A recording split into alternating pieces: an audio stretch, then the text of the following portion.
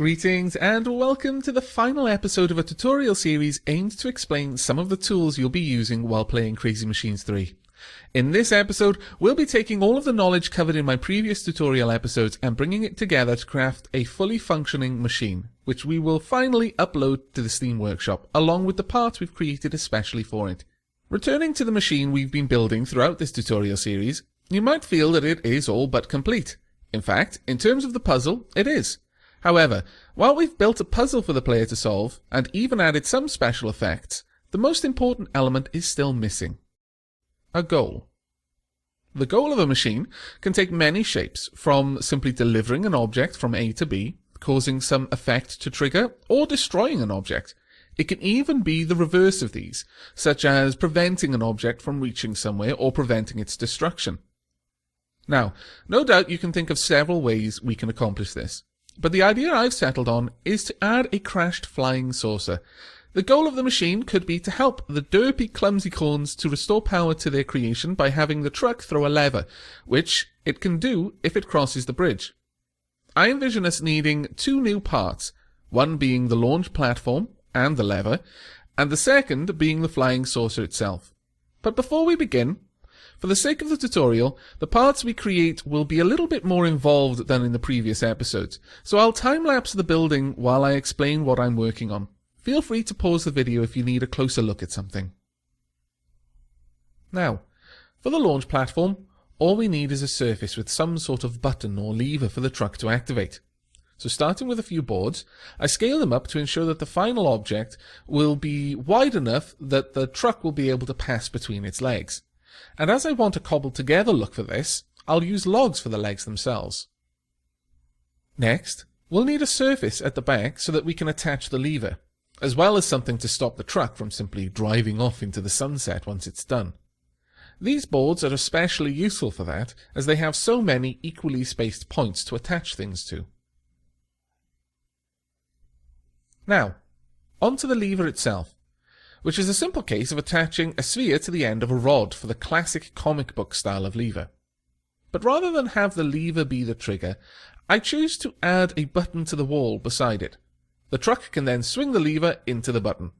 Additionally, for a bit of visual flair, I've added 3 light bulbs to act as a sort of countdown. And then it's time to add a bit of colour to our design. Again, I'm looking for a cobbled together aesthetic for this, to go along with the derpy nature of the clumsy corns. Finally, it's on to the special effects and signal chips. It's worth noting that the light bulbs themselves don't produce any light, so we'll need a spherical light effect to achieve this. Now, don't worry if you find this part difficult to follow. What I've done is essentially set up a series of countdown timers tied to the lights, so that they'll turn on and off in sequence, from red all the way to green. I specifically wanted the lights to turn off a few moments after the next light turned on, so I had to create a second countdown to turn the lights back off again. Finally, as each stage completes, it will send a signal to the machine that we can use in our UFO. Now, time to test our creation.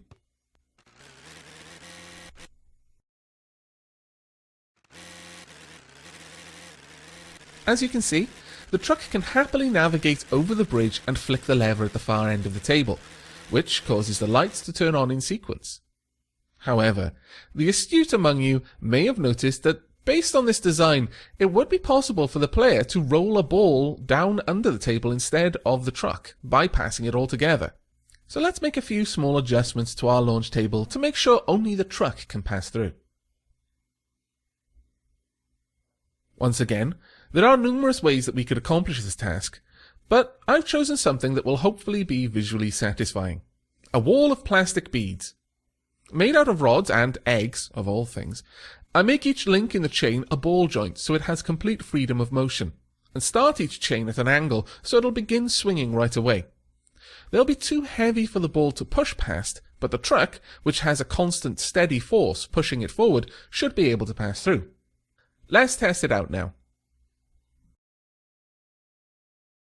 As you can see, the ball can't push through, even with a healthy run-up.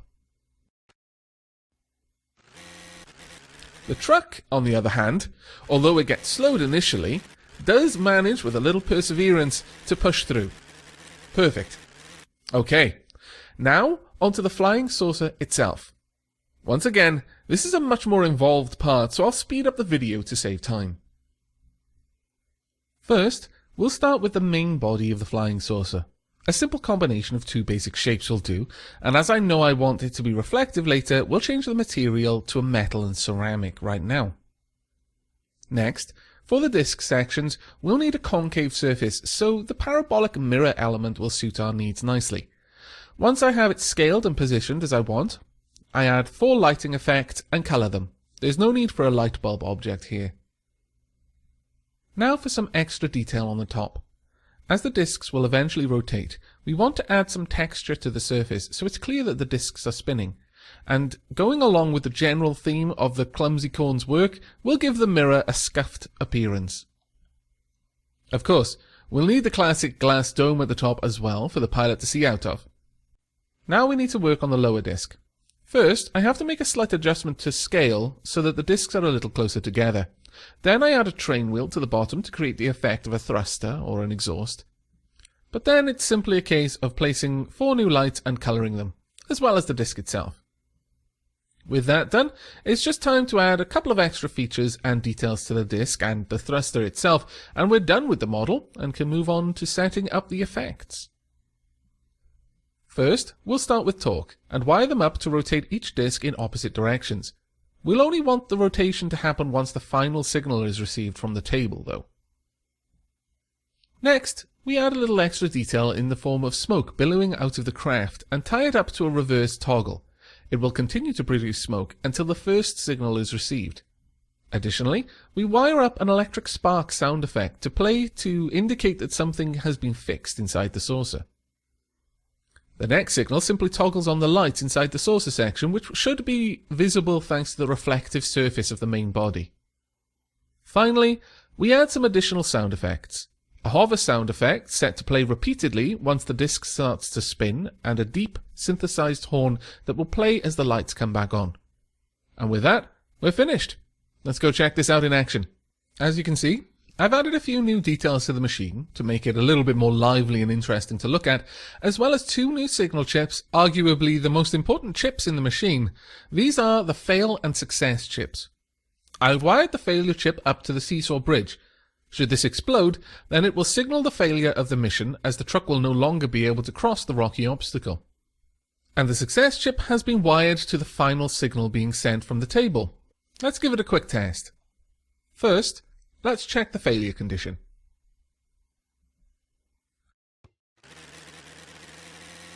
As you can see, the moment the bridge explodes, the play button turns into a big red cross to let us know that the mission is a failure. Next, let's check the full machine in action and test the success condition.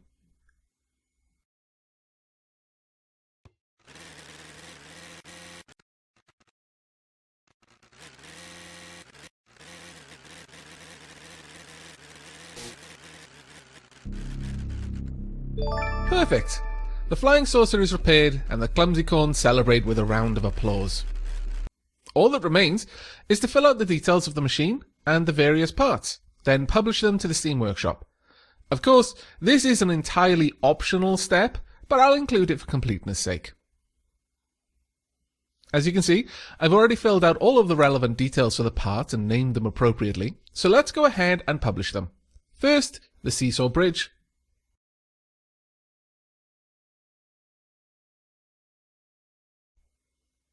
Next, the lever table.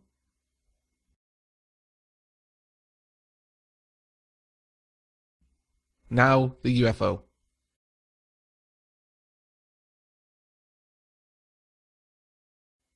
And last, but certainly not least, we'll publish the machine itself. And with that, we've come to the end of this episode and the tutorial series itself. I hope these videos have been helpful and perhaps even offered a little inspiration into the sorts of things you can build in Crazy Machines 3. If you should have any questions, feel free to post them in the comments of these videos or on the Crazy Machines 3 community forums on Steam. But that's all from me for now, so as always, take care and have fun.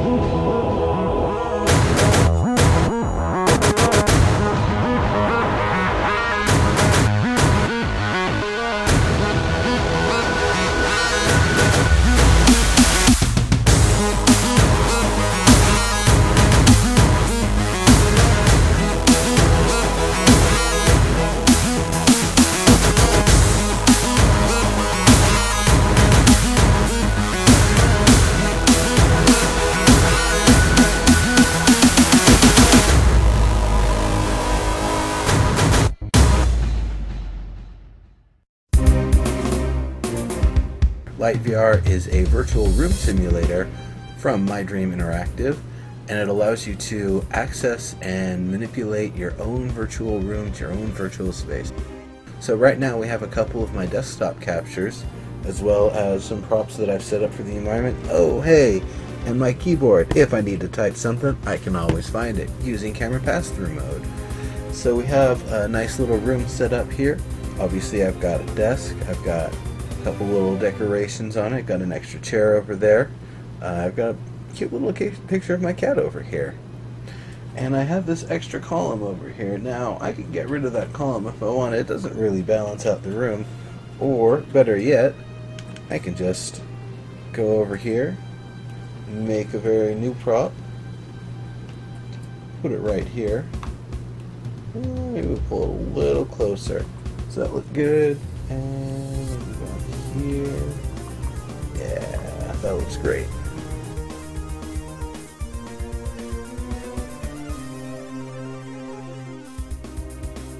Being able to add props is just one of the things. Of course, being able to manipulate the props.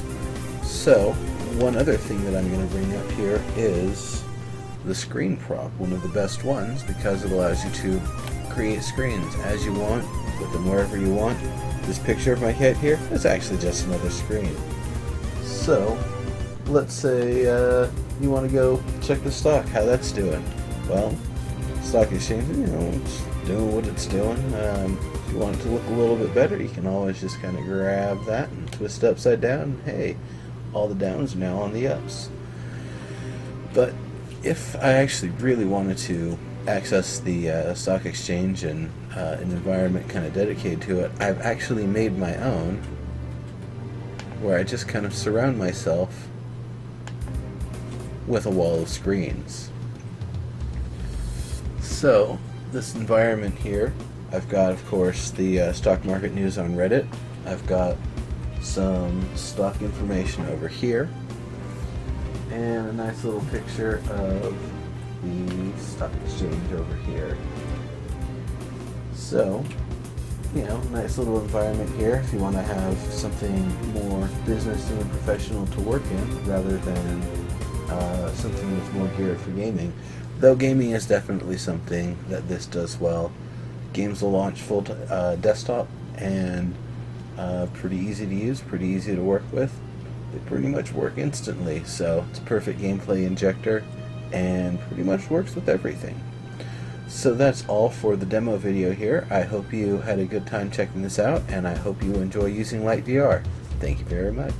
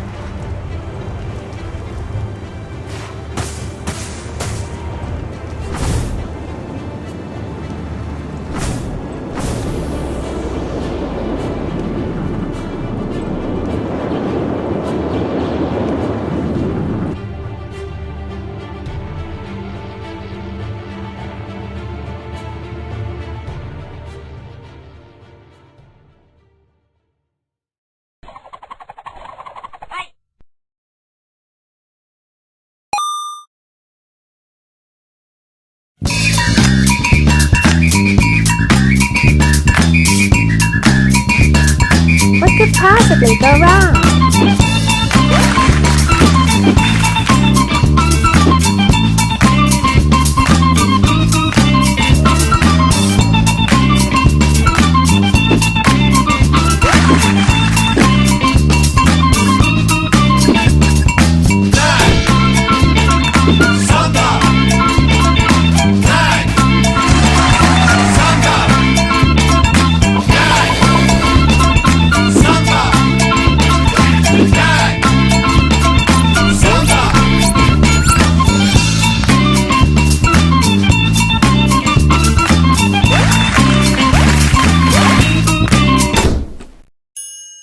What could possibly go wrong?